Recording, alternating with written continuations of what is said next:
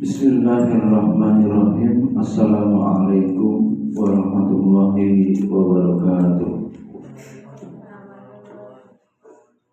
Innal hamdalillah nahmaduhu wa nasta'inuhu wa nastaghfiruh wa na'udzu billahi min shururi anfusina wa min sayyiati a'malina. May yahdihillahu fala mudilla lahu wa may yudlilhu fala hadiya lahu.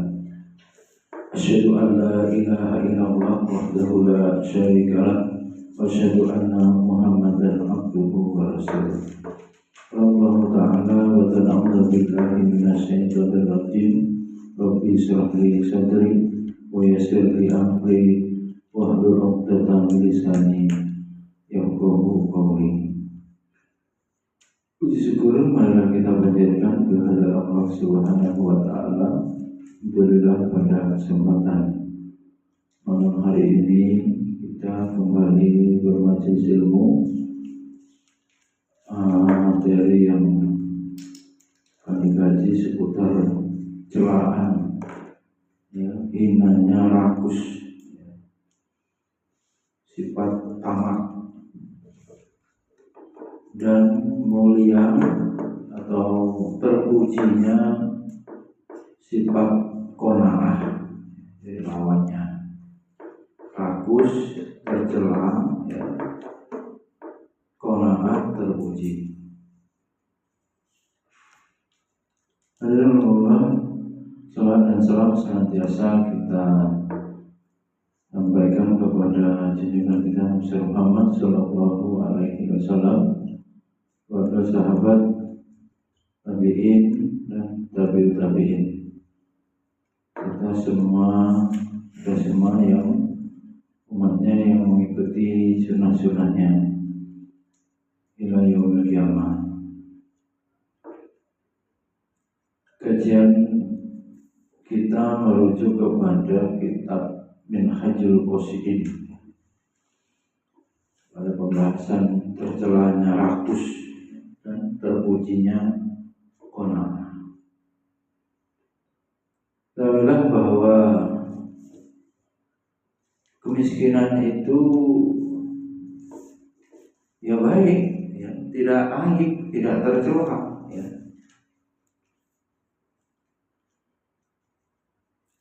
Tetapi orang yang miskin itu harus memiliki sifat qanaah. Mana itu?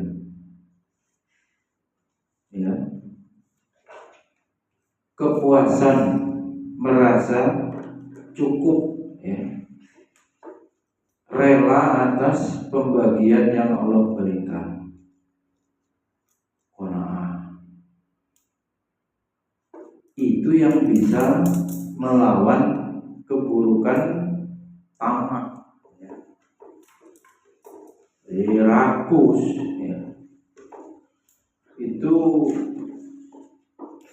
harus diperangi, dilawan dengan qanaah.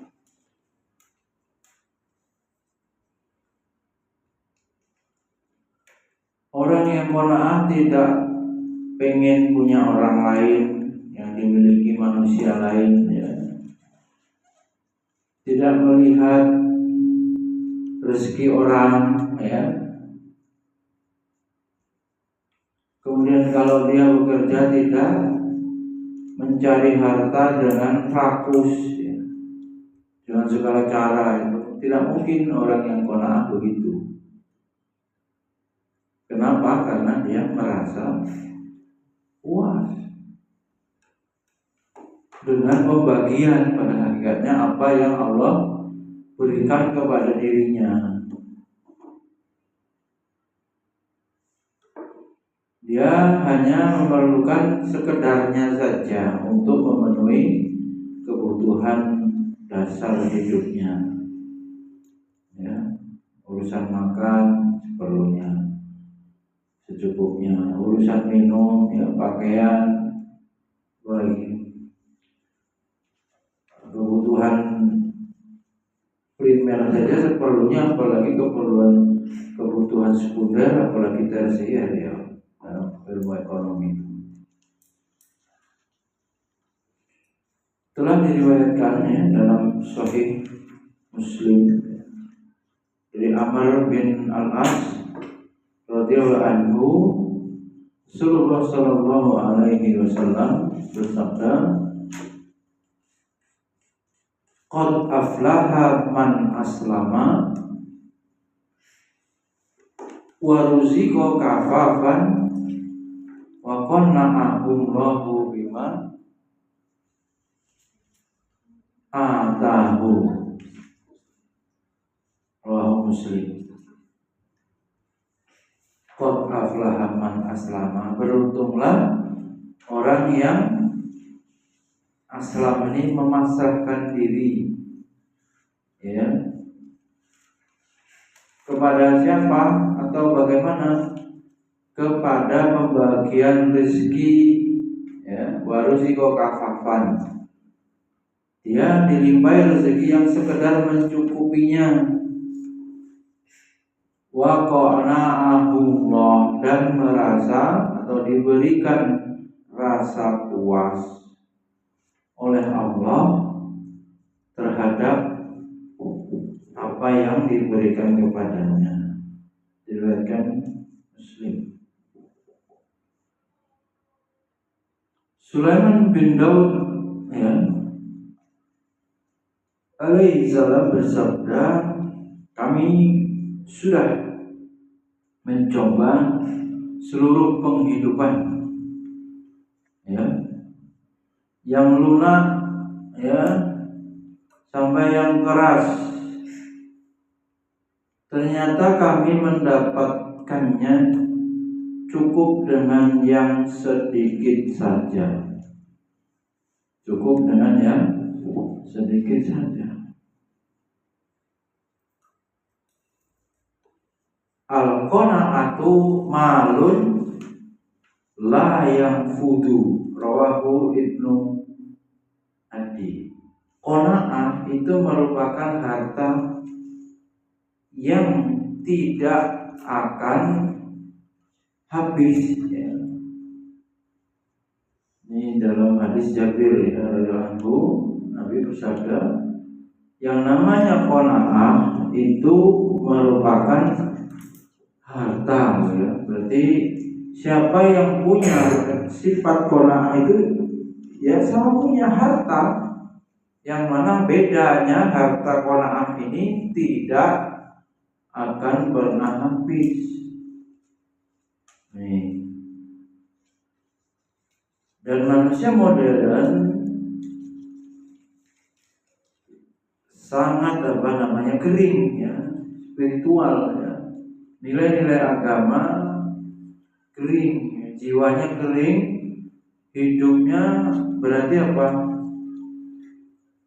Sempit ya, hanya mengejar harta, mengejar dunia,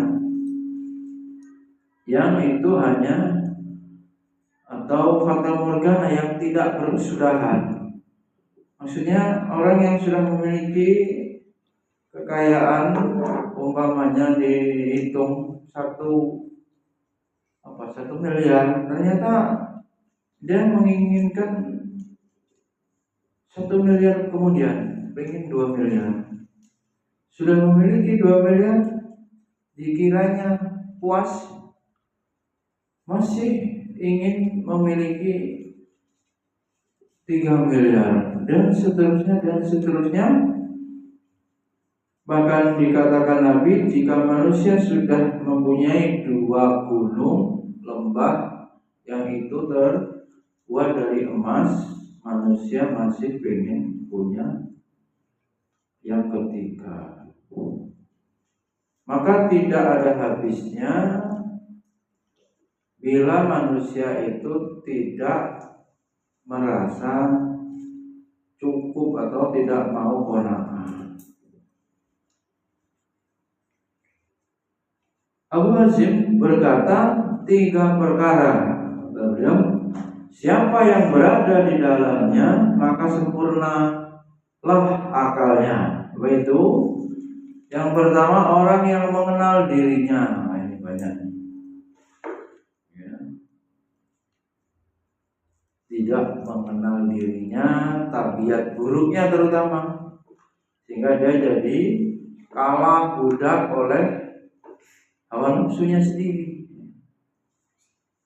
Jadi itu menjadi tanda ya sempurna akal. Maka kalau tidak mengenal dirinya, akalnya tidak sempurna, ya kurang berarti.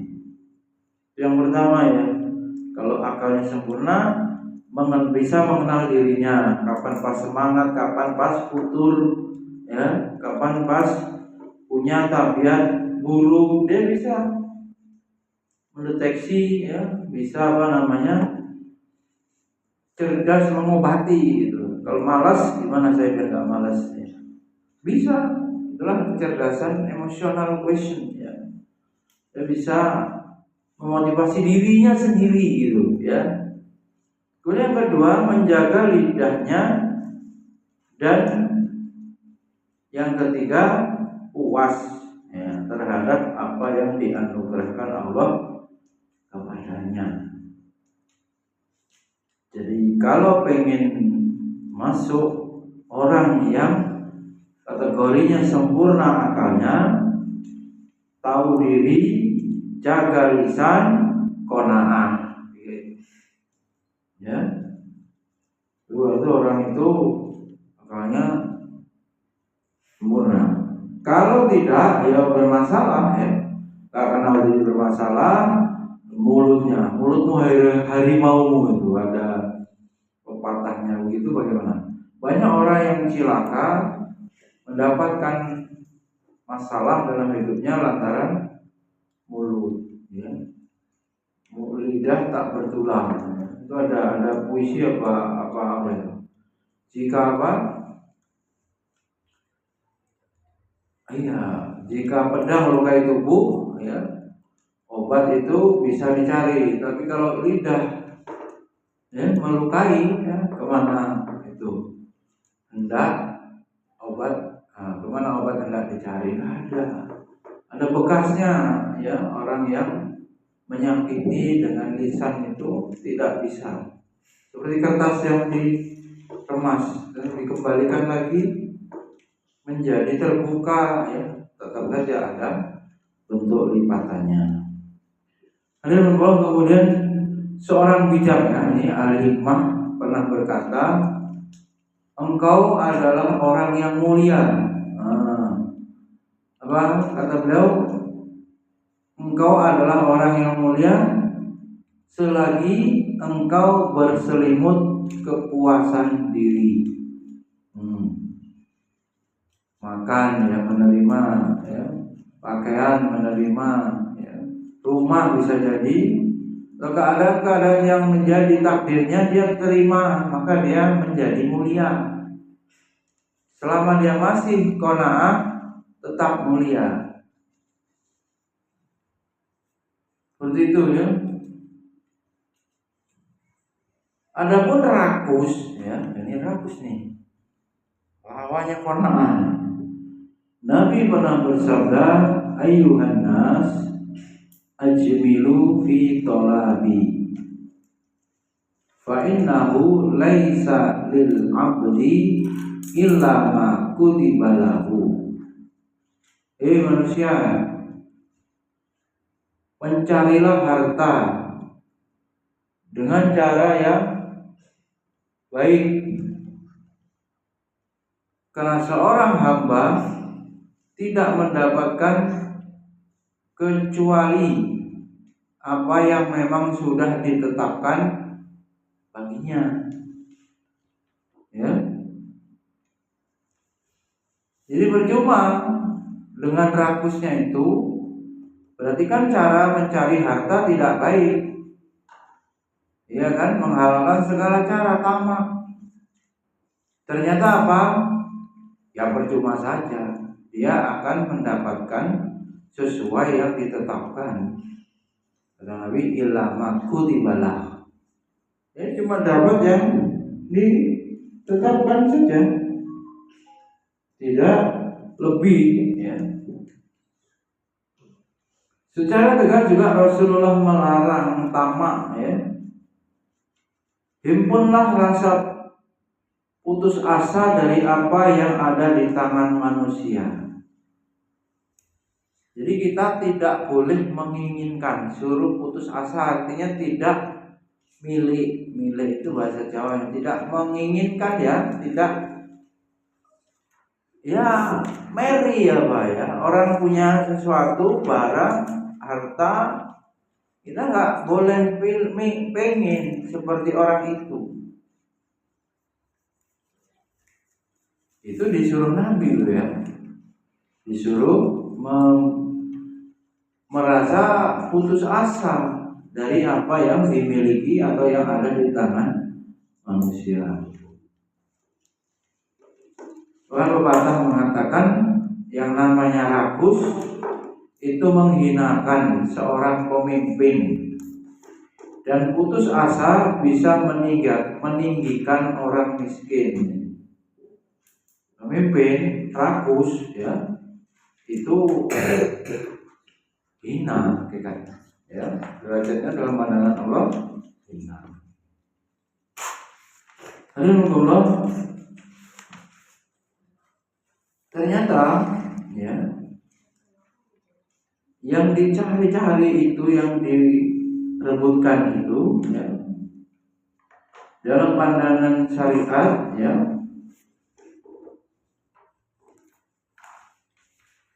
bila keliru itu bisa tercela ya. Innama amwalakum wa auladukum fitnah ya.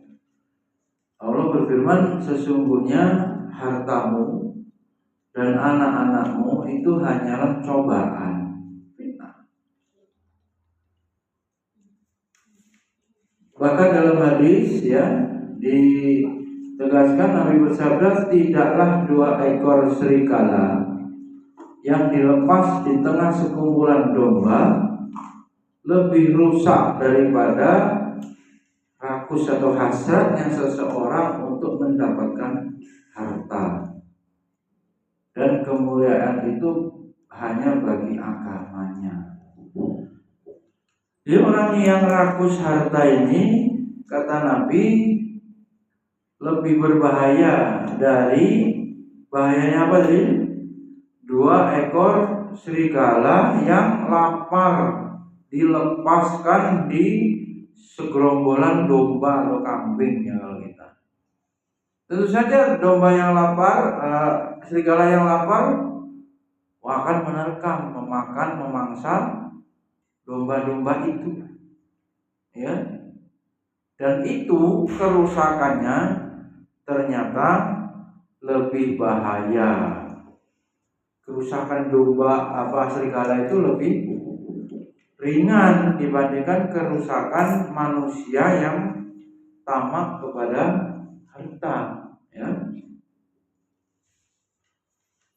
Kemudian para salaf ya sangat takut ya terhadap cobaan harta. Jadi ulama-ulama ya, orang-orang terdahulu yang soleh itu malah takut kalau punya harta, takut diberikan Allah anugerah harta yang banyak sehingga dia khawatir ya terfitnah gitu. Beda dengan orang sekarang pengen kaya ya.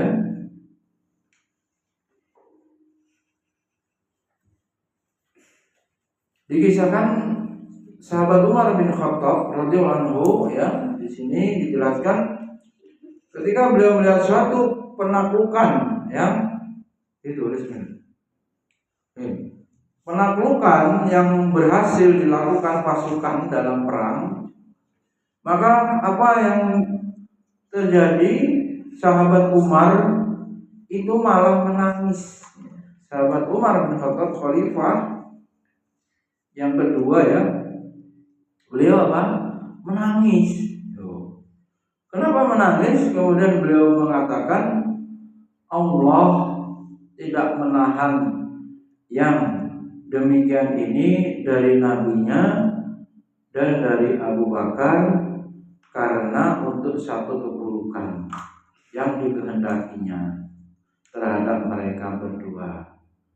Dan Allah memberikan kepada Umar karena kehendak kehendak yang baik baginya. Maksudnya gimana ini?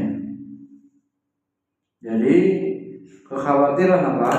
Sahabat Umar bin Khattab atas fitnah atau bahayanya harta. Ya. Coba. Makanya kalau orang-orang menilai ya, para sahabat itu dinilai dengan penilaian orang zaman sekarang ini, sahabat itu dikatakan gila, ya. Apa? Sahabat Nabi itu sifatnya yang menjaga diri itu, ya, berhati-hati terhadap harta itu malah apa? Dianggap apa? Aneh gitu ya, asing. Wah, gila, orang nggak mau harta. Bahkan Yahya bin Mu'adz hari kali ini, ulama ya, Yahya bin Mu'adz mengatakan bahwa uang ya, dirham, terus Yahya bin Mu'adz mengatakan uang itu seperti kalajengking. Seperti apa? Kalajengking, skorpion yang beracun loh, itu meninggal orang kalau digigit itu. Mana termasuk binatang berbisa itu, ya. Coba, jika engkau tidak mewaspadainya, ya, maka ya kena bisa kalajengking. Jadi gimana? Jangan mengambilnya sembarangan. Kalajengking pasti akan menyengatmu, maka akhirnya racunnya bisa membunuh kita. Waduh, ngeri sekali ya. Yahya bin Mu'adz berkata yang namanya duit itu kayak kalajengking. Kaya. Kira-kira kalau duitnya banyak mudah sombong atau tidak? Ya mudah, akan merendahkan. Kira-kira kalau duitnya banyak berdoa atau tidak? Meminta-minta kepada Allah? Ya enggak lah, dia sudah enggak perlu berdoa, sudah enggak butuh dengan apa Allah. Dia merasa mampu, memang kaya memang ya, karena dia difitnah, diuji dengan harta atau kekayaan itu bentuk ujian bagi orang itu. Ya. Nah kalau orang tidak berdoa, ya Allah murka, Allah nggak suka. Ya. Dan kemudian orang menjadi sombong dengan harta yang dimilikinya, ya dia iblis nanti anunya, temannya. Aba wastakbaro wa kana minal kafirin. Kesombongannya itu iblis yang menyebabkan dia kafir. Manusia menyombongkan harta yang itu pemberian Allah, ya, hanya titipan, ya, memiliki karakter kelakuannya ini iblis. Maka kalau sudah sombong ya masuk neraka. Hadisnya orang itu bisa masuk surga asal ya tidak ada bibit zarroh ya sebesar zarroh min qala zarroh min kibar. Kalau di dalam hatinya tidak ada sangat kecil ya zarroh itu atom dari rasa sombong. Lah karena punya harta banyak sombong, ya susah masuk surga. Enggak, maka seperti kalajengking. Beda dengan orang yang kekurangan, miskin. Tadi miskin di awal habis sampaikan mulia. Gitu. Miskin itu mulia. Tinggal orangnya yang miskin tadi bisa apa? Kona. Jadi kamu santri anggap kaya itu mulia, enggak. Allah tidak meletakkan kekayaan sebagai sebab kemuliaan. Kemuliaan itu dengan ilmu.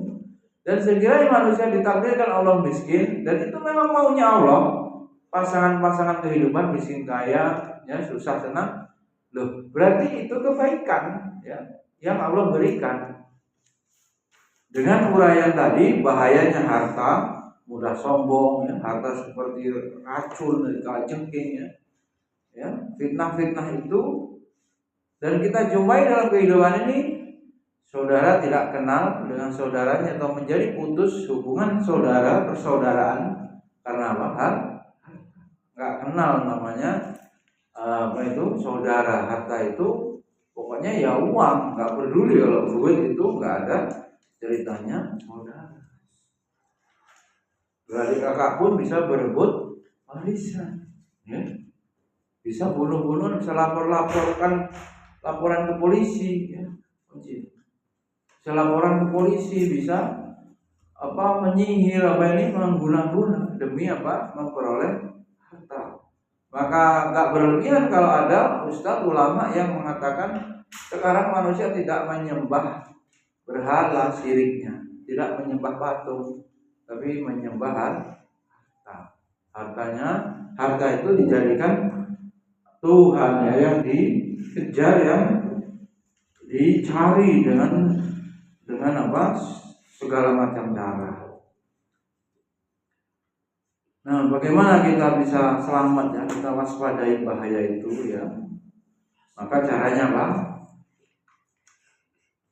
Makan dan minum kulu wasrabu, ya, makan dan minum wala tusrifu, jangan berlebihan.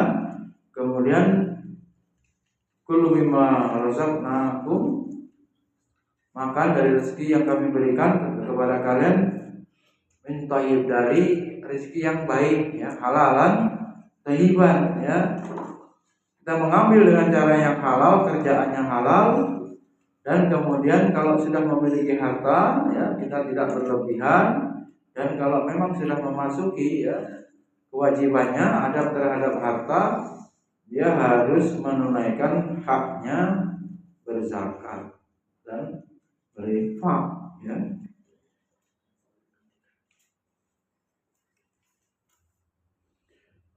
Kemudian juga dijelaskan bahwa ada dua musibah yang menimpa hamba karena hartanya saat dia meninggal, yang tak pernah didengar manusia yang seperti itu. Apa dua musibah itu?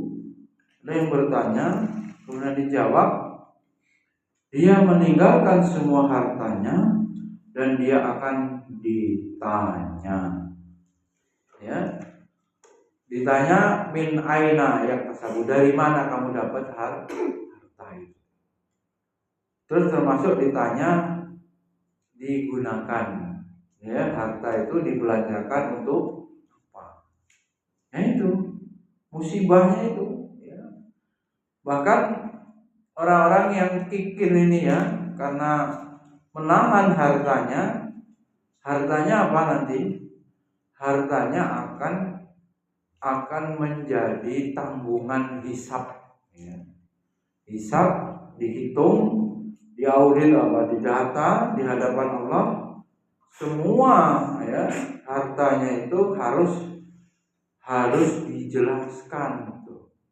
Beli tanah, beli mobil, beli rumah, dari mana duitnya asalnya? Kalau tidak ditunaikan haknya, jelas, ya, dia akan terkena hukum memakan harta haram, tidak mengeluarkan zakat, tidak mengeluarkan kewajibannya. Ini gambaran bagaimana tercelanya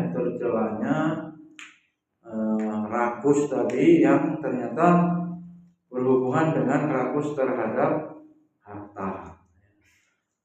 Lalu bagaimana cara mengobatinya, ya, supaya nggak rakus terapinya, supaya nggak tamak serakah?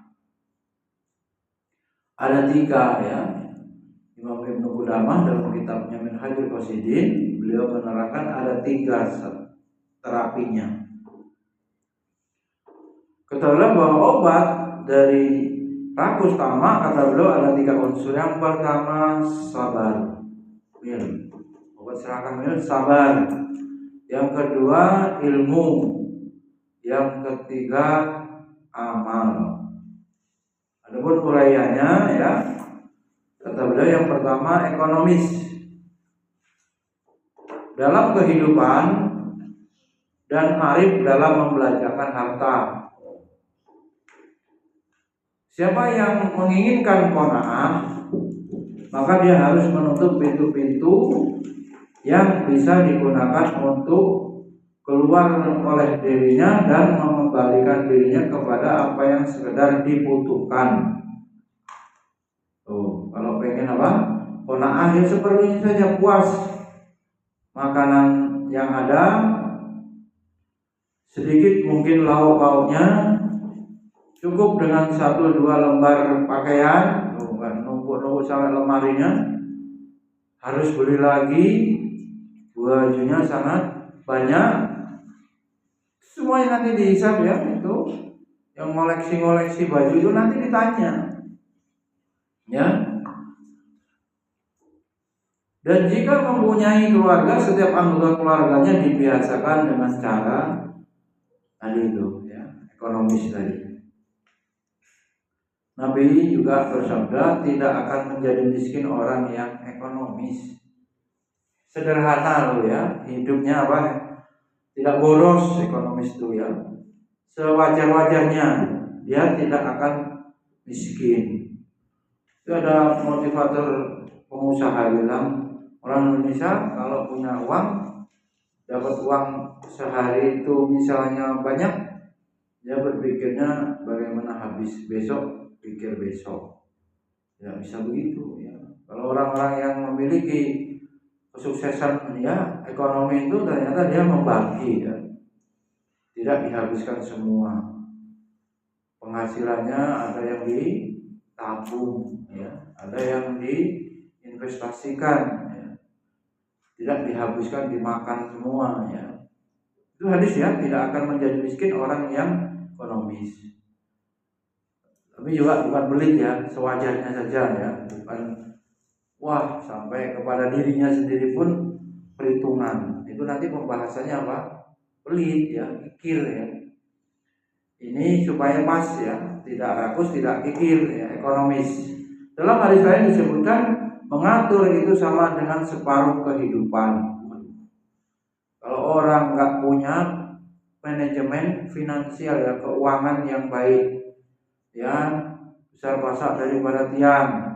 Kapan ada wajib membayar, bingung, utang, gali lubang, nggak nutup juga, gali lubang itu gali terus, pindah-pindah, cuman apa mau utang, ya, akhirnya terlilit utang, ya bisa disita nanti kalau dengan bank, ya sama orang bisa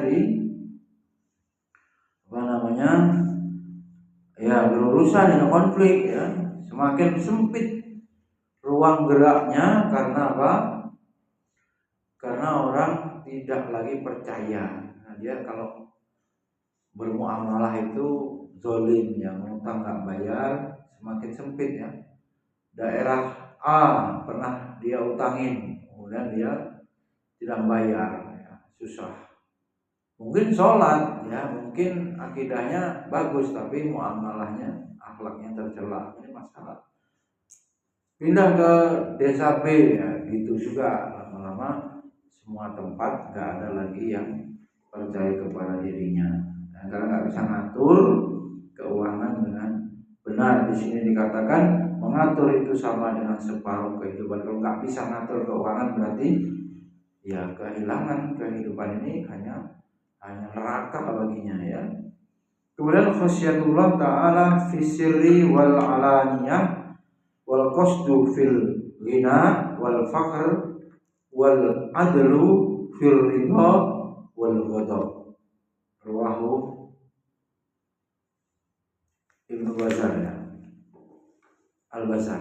3 perkara yang menyelamatkan, yaitu takut kepada Allah Ta'ala secara sembunyi-sembunyi dan terang-terangan. Ini yang nyelamatin. Dan masalah di Indonesia atau di bangsa kita kan apa? Tidak memiliki rasa takut kepada Allah, tidak memiliki khasyah. Khasyatullahnya nggak ada, sehingga Allah saja tidak ditakuti, apalagi sekedar manusia dengan peraturan undang-undang. Semakin banyak peraturan menandakan apa?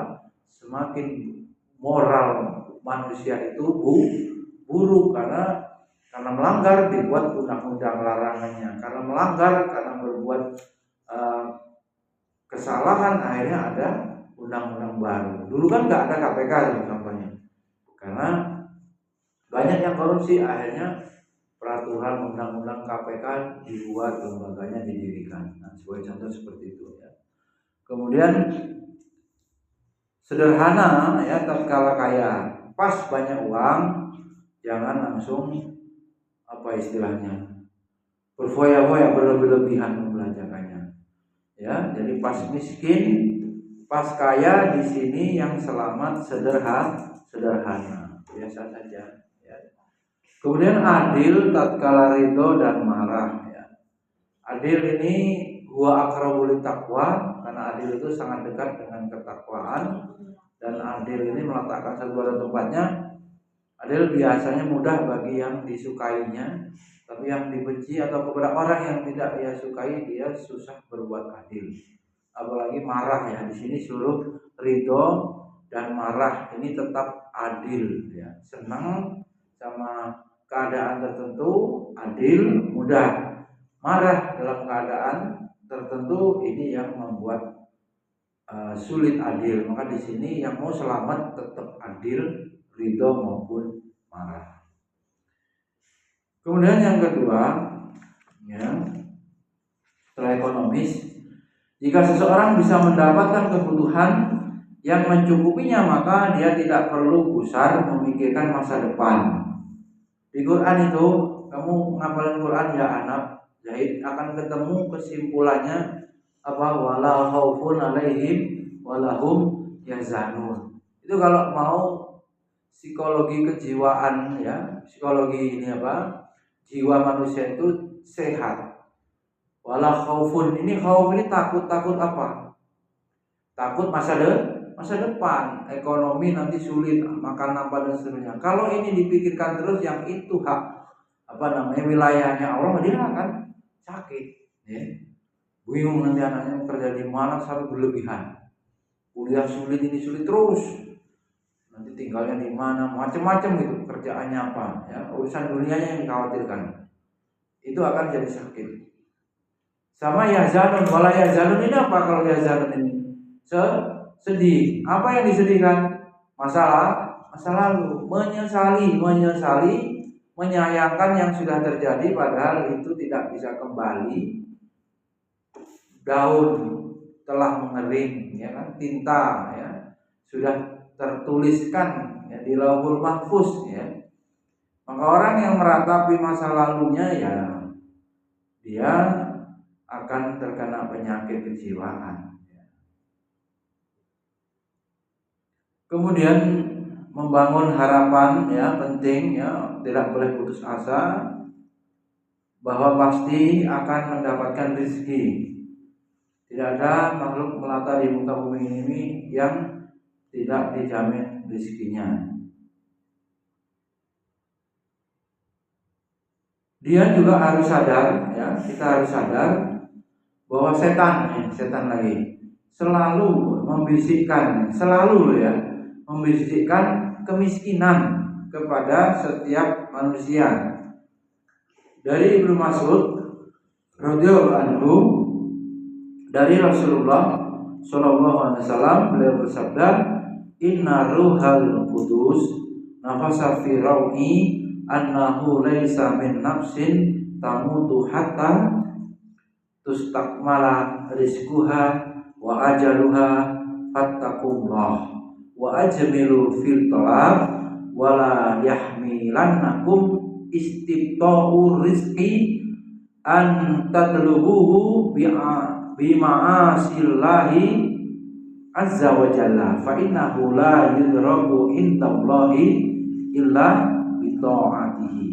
Sungguhnya Ruhul Qudus menghembuskan di dalam hatiku bahwa tidak ada jiwa yang meninggal. Ini ya, hadis riwayat Hakim ya, kata Nabi, tidak ada jiwa yang meninggal ya. Manusia berarti atau jiwa ya, luas makhluk ya yang Allah ciptakan tidak akan meninggal apa sebelum rizkinya ya dan ajalnya menjadi sempurna ya. Maka nggak usah khawatir, pasti akan mendapatkan rezeki Maka bertakwalah kepada Allah dan carilah harta itu, wajmilu tadi, fitolab, nyari duit itu, nyari harta itu dengan cara yang bagus, yang halal, yang benar, ya, jangan licik, mencuri, jangan korupsi, ya, jangan zalim. Wala taqtulu amwalakum bainakum bil batil, ya, kamu nggak boleh memakan harta, mencari penghasilan dari atau dengan cara yang batil, memakan harta saudaramu, mengambil harta saudaramu dengan cara yang batil, ya. Janganlah sekali-kali kalian merasa bahwa rezeki itu datang terlalu lamban sehingga kalian mencarinya dengan maksiat kepada Allah, ya. Lama nggak punya uang terus kemudian lamban. Doa itu pasti dijawab oleh Allah dalam banyak bentuk. Kalau minta uang, minta harta belum dikasih, ternyata bisa dalam bentuk yang lain atau Allah menangguhkannya. Jadi tidak ada doa yang sia-sia. Doa bual ibadah, muhul ibadah. Doa ibadah, doa rohnya ibadah. Jadi boleh ya. Capek berdoa akhirnya merasa Allah lamban memberikan rezeki terus mendurhakai. Alhamdulillah. Sesungguhnya tidak ada yang dikenal di sisi Allah kecuali dengan menaatinya, ya. Kemudian jika sebuah pintu ditutup di hadapannya, sesungguhnya rezeki tetap menunggu dirinya meskipun, ya, ditutup, ya. Karena itu hatinya tidak perlu merasa gusar. Dalam kitab Al-Hikam itu yang paling kita harus pikirkan itu perintah Allah, bukan memikirkan masalah jaminan.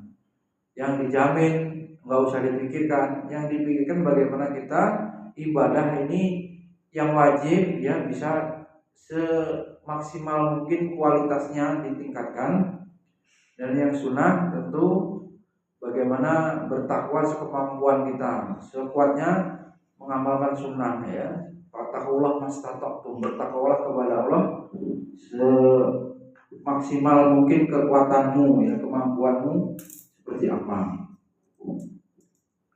Kemudian berikutnya, hendaklah, ya, dia tahu bahwa dalam qanaah itu ada kemuliaan karena merasa sudah tercukupi, ya, dan dalam kerakusan dan tamak itu ada kehinaan, ya, serakah itu hina karena dia merasa tidak pernah cukup, ya. Dalam qanaah hanya ada kesabaran menghadapi hal-hal yang syubhat. Orang beriman itu pikirannya hidupnya selamat, nyari selamat. Kalau ada harta atau penghasilan yang syubhat, jauhi, ya. Apalagi yang haram, syubhat saja sudah dihindari, ya. Betul-betul berupaya dia namanya warok, ya, berhati-hati, ya, tidak sembrono mengambil pekerjaan atau memilih profesi, ya. Ini diantaranya gitu, karena profesi itulah yang kemudian menghasilkan uang, ya. Nah, siapa yang tidak mau mementingkan kemuliaan dirinya daripada nafsunya, berarti dia adalah orang yang lemah akalnya dan tipis imannya, ya. Gak mau qanaah, ya, lemah, ya. Kemudian berikutnya terapinya memikirkan orang-orang Yahudi dan Nasrani, orang-orang yang hina dan bodoh, yang tenggelam dalam kenikmatan, ya. Setelah itu hendaklah dia melihat ke keadaan para nabi dan orang-orang soleh. Lihat orang kafir, kemudian lihat orang soleh para nabi, menyimak perkataan dan keadaan mereka, ya, lalu menyuruh akalnya untuk memilih antara kesucian makhluk di sisi Allah ataukah menyerupai penghuni dunia yang hina. Dia harus bersikap seperti ini hingga dia sabar menghadapi yang sedikit dan qanaah. Andaikan dia terlena dengan makanan-makanan yang serba lezat, maka hendaklah ia berpikir bahwa binatang pun lebih dari itu. Andaikan dia terlena dengan percintaan, maka hendaklah ia berpikir bahwa burung pun lebih banyak melakukan yang demikian itu. Yang kelima, Terapinya dia harus mengerti bahwa menumpuk harta itu bisa menimbulkan dampak yang kurang baik. Numpuk harta seperti yang sudah diuraikan bencana-bencana harta, ya. Rasul bersabda, "Unzuru lihatlah ila man huwa asfala minkum." Ya, lihatlah orang yang ada di bawahmu dan janganlah kalian melihat yang di atas kalian. Wala tanzuru ila man huwa fawqakum fa innahu ajdarun an la tasdadu nikmatallahi alaikum. Karena dengan demikian itu lebih layak bagi kalian untuk tidak memandang hina nikmat Allah yang dilimpahkan kepada kalian.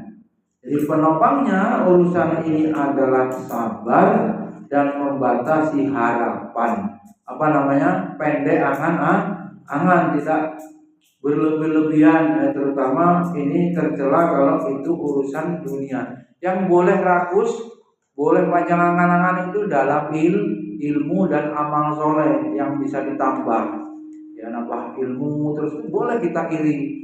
Kok ada orang yang amal sunnahnya kok, puasanya kok banyak sekali ya. Kalau yang wajib kan memang sudah tetap. Kok baca Qur'annya banyak sekali, tahajudnya, ya, sodakohnya, sholat duhanya. Kita iri begitu, maksudnya iri yang baik, pengen seperti itu. Itu dua itu yang boleh dalam agama kita, ya. Dan rakus yang boleh ya di situ. Kita terus menambah amal itu sampai kayaknya dianggap rakus atau berlebihan. Itu yang boleh, ya nggak apa-apa. Ya, selain itu tidak boleh. Mudah-mudahan bermanfaat. Subhanakallahumma wa bihamdika, asyhadu an la ilaha illa anta, astaghfiruka wa atubu ilaik. Assalamualaikum warahmatullahi wabarakatuh.